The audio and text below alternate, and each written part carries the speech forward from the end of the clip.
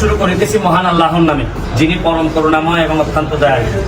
তিনেরেতে ধানমন্ডি তিনেরেতে আমাদের যিনি জননেত্রী শেখ হাসিনা ওনার ব্যক্তিগত অফিসে আমরা আসছি। এখানে হচ্ছে গিয়ে যে কারণে আসছি, একটা ফর্ম কিনে গেলাম। ফর্মটা আমার জন্য না, এটা হচ্ছে গিয়ে আমার কলিগ যিনি প্রায় 15 বছর ধরে আমরা একসাথে সুপ্রিম কোর্টে কাজ করতেছি। উনি হচ্ছেন গিয়ে ঝিনাইদহে শৈলকুপা, ওনার শৈলকুপার সন্তান। উনি জীবনের বিভিন্ন সময় ছাত্রলীগ করে আপনার বন ও পরিবেশ উপকমিটিতে ছিলেন, বিভিন্ন রাজনৈতিক পদবি ওনার আছে। উনি যেহেতু আপনারা জানেন যে এই শৈলকুপা থেকে যিনি নির্বাচিত হয়েছিলেন আব্দুল্লাহ সাহেব, উনি ওনার মৃত্যুর জনিত কারণে এই আসনটি খালি ঘোষণা করা হয়। কারণ আবার নতুন নির্বাচন, আপনারা জানেন নির্বাচন হবে, এই জন্য আওয়ামী লীগের একজন প্রার্থী হওয়ার জন্য অ্যাডভোকেট লিটন আহমেদ, যিনি অলরেডি বারের ক্লাস শেষ করে আসছেন, আর হয়তো 15-20 দিনের ভিতর ওনার একটা অনুষ্ঠান হয়ে গেলে উনি ব্যারিস্টার নাম লিখতে পারবেন। তো উনি এখানে প্রার্থী হিসাবে আসছেন। আমি ওনার কলিগ হিসাবে যেহেতু এত বছর ছিলাম একসাথে, ওনার আমি একেবারে নিজ থেকে চিনি। সৎ মানুষ বলতে যা বোঝায়। তো আমার কাছে মনে হয়েছে যে ঝিনাইদহের নির্বাচনে আমি কেন এই ভিডিওটা করতেছি বা আমি কেন ওনারে পরিচয় করাই দিচ্ছি, উনি তো আমার এলাকার না। আমার প্রশ্ন হচ্ছে গিয়ে যে বঙ্গবন্ধু সোনার বাংলা বানাইতে গেলে শুধু আমার হবিগঞ্জের একজন এমপি আমাকে দিয়ে হবে না, বিভিন্ন জায়গায় যারা সৎ লোক আছে তাদের নাম বলে দিতে হবে। ওই এলাকার মানুষ তাকে নির্বাচিত করবে কিনা এটা এলাকার মানুষের দায়িত্ব। কিন্তু আমার কথা হচ্ছে যে এই লিটন আহমেদ যদি কারো টাকা মাইরে থাকে, সে যদি কোনো বালুর ব্যবসা, মাটির ব্যবসা, এইসব ব্যবসা করে থাকে, তাহলে তার এলাকার মানুষ এখন আমার ভিডিওতে লেখো যে এই লোক এই ঝিনাইদহের শৈলকুপাতে বহু মানুষের টাকা মাইরা দিচ্ছে, কলের নাম করে ভাঙ্গিয়া খাইছে। এরকম যদি হয় তাহলে আমরা রিটার্ন করব। কিন্তু যদি না হয়, সে যদি বঙ্গবন্ধুর আদর্শকে ধারণ করে বহুদিন, সে যদি নির্যাতিত নিপীড়িত যা হওয়ার পরে সে যদি কোনো দুর্নীতি না করে, সে যদি মনে করেন ওই এলাকার নেতা হইতে চায়, আমি মনে করি অন্য এলাকার লোকেরও তার ব্যাপারে একটা প্রশংসা করা উচিত। আমি যেভাবে অন্য দুর্নীতিবাজ আমার এলাকার না হইলে আমি যেভাবে বলি, আমার মনে করি যে যারা সৎ লোক তাদের ব্যাপারেও কথা বলা আমার দায়িত্বের মধ্যে পড়ে। এই জন্য আমি ঝিনাইদহের শৈলকুপা যারা আছে, যারা অন্যান্য যারা ক্যান্ডিডেট আছে নির্বাচন করবেন, তারাও ভালো লোক, আমি মনে করি তাদের জন্য আমি দোয়া করে দিচ্ছি। নিশ্চয়ই তারা এলাকায় করছেন বলে তারা নির্বাচন করবেন।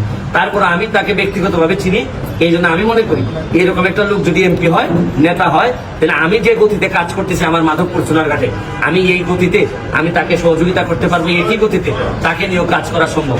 এই পর্যায়ে আমি লিটন আহমেদকে শুধু আপনাকে জিজ্ঞেস করবো যে আপনি যদি এমপি হইতে পারেন বা কি কারণে এমপি হইতে চান, আর এমপি হইলে কি করবেন, এই দুটো একটু সংক্ষেপে বলে দেবেন। আমি শুধু একটি কথাই বলবো যে জাতির পিতা বঙ্গবন্ধু শেখ মুজিবুর রহমানের কন্যা জননেত্রী শেখ হাসিনা যে ডিজিটাল বাংলাদেশ থেকে স্মার্ট বাংলাদেশ গড়ার প্রত্যয় নিয়ে কাজ করে যাচ্ছেন, সেই কাজ করার সারা বাংলাদেশের তরুণ সমাজকে যে জাগ্রত করার ক্ষেত্রে ব্যারিস্টার সৈয়দ সাইদুল হক সুমন যেভাবে তরুণ সমাজকে জাগ্রত করছে, সেই জাগ্রতকে বাস্তবে রূপদান করতে আমার এলাকার সাধারণ মানুষের সাথে থেকে আমি তাদেরকে সাথে নিয়ে সেই সমস্ত নেতাকর্মীরা যারা আওয়ামী লীগের সুদিনে নয়, আওয়ামী লীগের দুদিনে 23 বঙ্গবন্ধু এভিনিউর কোনায় বসে চোখের পানি ফেলে সেই সমস্ত সাধারণ নেতাকর্মীদেরকে নিয়ে আমি আমার এলাকায় কাজ করতে চাই।